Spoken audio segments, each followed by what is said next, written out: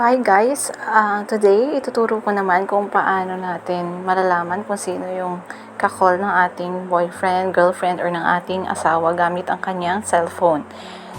So before that, please like and subscribe sa aking YouTube channel at sa mga hindi pa po nakapanood ng aking mga recent videos. Makikita nyo po yan dyan sa baba. May mga link po ako nilalagay. So please also watch the video. Thank you. And so, let's start. So, actually, this really works mas better pag nahawakan niyo yung phone ng partner niyo.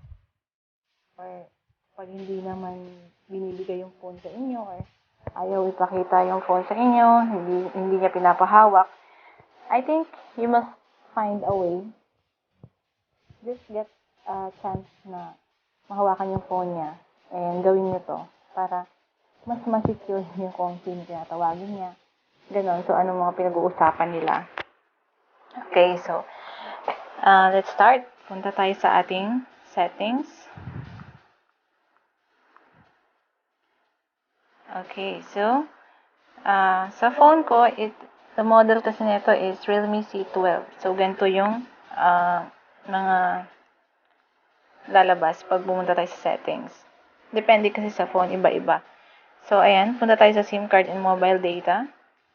After that, punta tayo dito sa call settings. Ayan yung lalabas. So, just click this, call recording. Ayan. So, ang gagawin natin, i-on natin yung record unknown numbers, record all calls. Ayan na lang para mas madali. So, maximum recordings, no limit. Ayan. So, lahat ng tawag na lalabas dito sa phone na to, sa phone na i-activate natin yung record all calls is masisave dun sa recorder. Okay. Ayan lang kadali. Sobrang dali.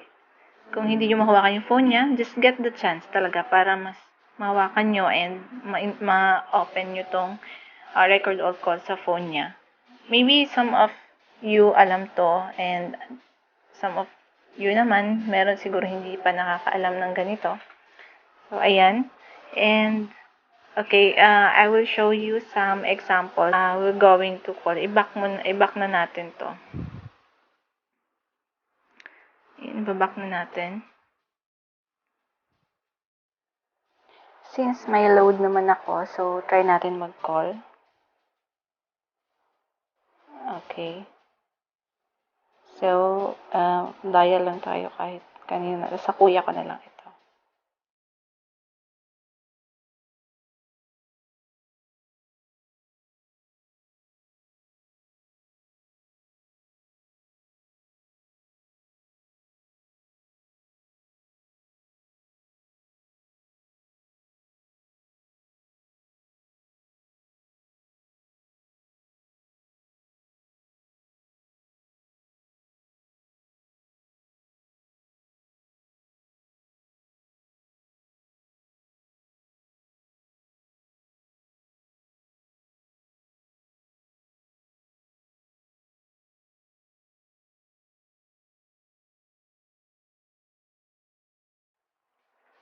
So, ayun, may call na.